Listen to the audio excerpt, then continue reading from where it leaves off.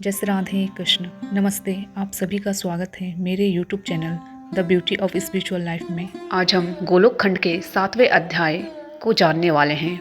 7वां अध्याय, कंस की दिग्विजय, संबर, व्योमासुर, बानासुर, वत्सासुर, काल्यवन तथा देवताओं की पराजय। श्री नारद जी कहते हैं, राजन, तदंतर कंस पहले के जीते हुए प्रलंब आदि अन्य दैत्यों के साथ संबरासुर के नगर में गया। वहां उसने अपना युद्ध विषयक अभिप्राय कह सुनाया। संबरासुर ने अत्यंत पराक्रमी होने पर भी कंस के साथ युद्ध नहीं किया। कंस ने उन सभी अत्यंत बलशाली असुरों के साथ मैत्री स्थापित कर ली। त्रिकुट पर्वत के शिखर पर व्योमा नामक एक बलवान असुर सो रहा था। कंस ने वहां पहुंचकर उसके ऊपर लात चलाई। उसके प्रहार से व्योमासुर की निद्रा टूट गई और उसने उठकर सुदृढ़ बंधे हुए जोरदार मुक्कों से कंस पर आघात किया। उस समय उसके नेत्र क्रोध से लाल हो रहे थे। कंस और व्योमासुर में भयंकर युद्ध छिड़ गया। वे दोनों एक दूसरे को मुक्कों से मारने लगे। कंस के मुक्कों की मार से व्योमासुर अपनी शक्ति और उत्साह खो बैठा।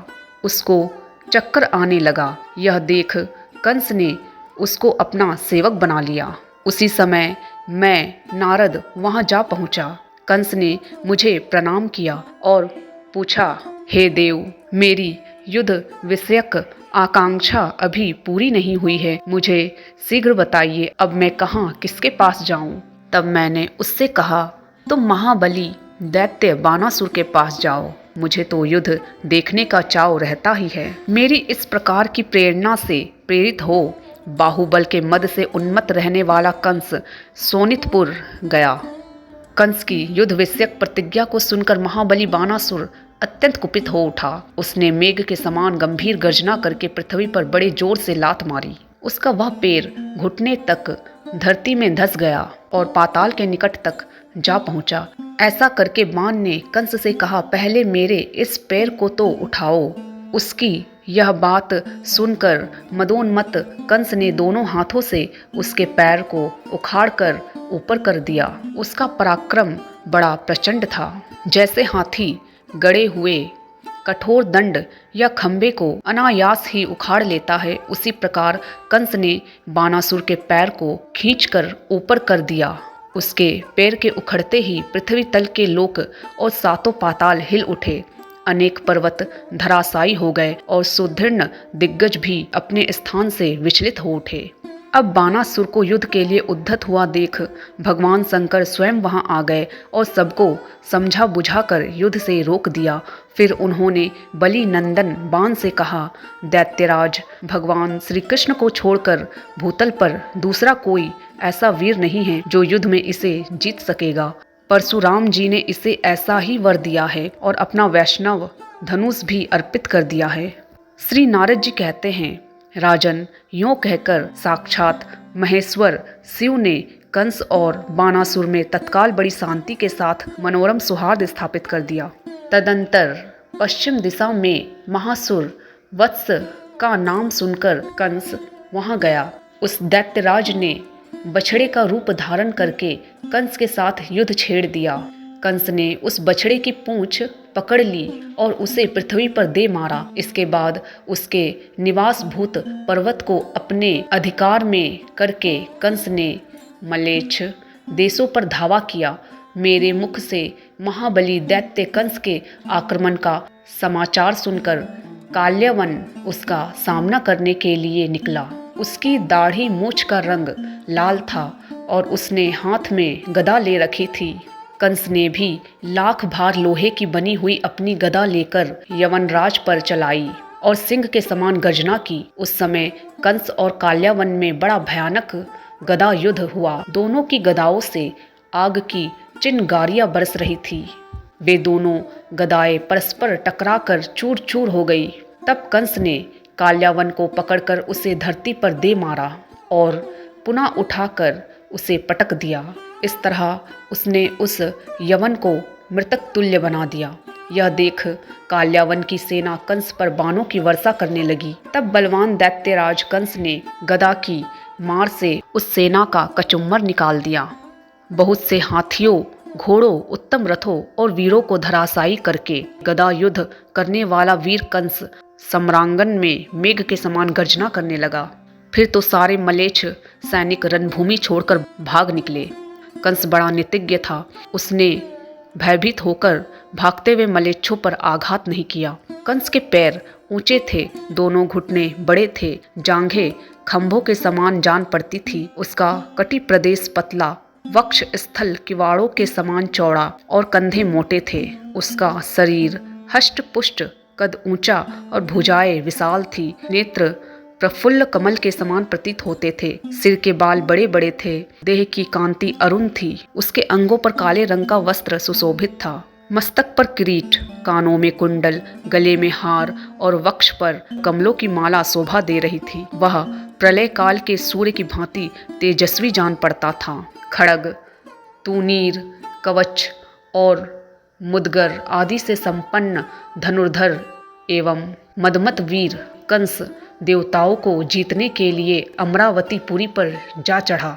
चाणूर, मुष्टिक, अरिष्ट, सल, तौसल, केसी, प्रलंब, वक, द्विविद, तृणावर्त, अघासुर, कूट, भौम, बाण, संबर, व्योम, धेनुक और वत्स नामक असुरों के साथ कंस ने अमरावती पुरी पर चारों ओर से घेरा डाल दिया। कंस आदि असुरों को आया देख त्रिभुवन सम्राट देवराज इंद्र समस्त देवताओं को साथ ले रोषपूर्वक युद्ध के लिए निकले। उन दोनों दलों में भयंकर एवं रोमांचकारी तुमुल युद्ध होने लगा। दिव्य शस्त्रों के समूह तथा चमकीले तीखे बाण छूटने लगे। इस प्रकार शस्त्रों की बौछार से वहां अंधकार सा छा गया। उस समय रथ पर बैठे हुए सुरेश्वर इंद्र ने कंस पर विद्युत के समान कांतिमान 100 धारों वाला वज्र छोड़ा, किंतु उस महान असुर ने इंद्र के वज्र पर मुदगर से प्रहार किया। इससे वज्र की धारें टूट गई और वह युद्ध भूमि में गिर पड़ा। तब वज्रधारी ने वज्र छोड़कर बड़े रोष के साथ तलवार हाथ में ली और भयंकर सिंहनाद करके तत्काल कंस के मस्तक पर प्रहार किया। परंतु जैसे हाथी को फूल की माला से मारा जाए और उसको कुछ पता ना लगे, उसी प्रकार खड़क से आहत होने पर भी कंस के सिर पर खरोंच तक नहीं आई। उस दैत्यराज ने अष्टधातुमयी मजबूत गदा, जो लाख भार लोहे के बराबर भारी थी, लेकर इंद्र पर चलाई। उस गदा को अपने ऊपर आती देख नमोची सुदन वीर देवेंद्र ने तत्काल हाथ से पकड़ लिया और उसे उस दैत्य पर ही दे मारा।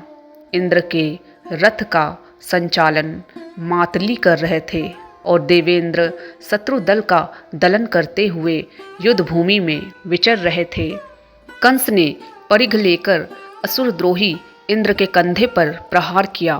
उस प्रहार से देवराज क्षण भर के लिए मूर्छित हो गए।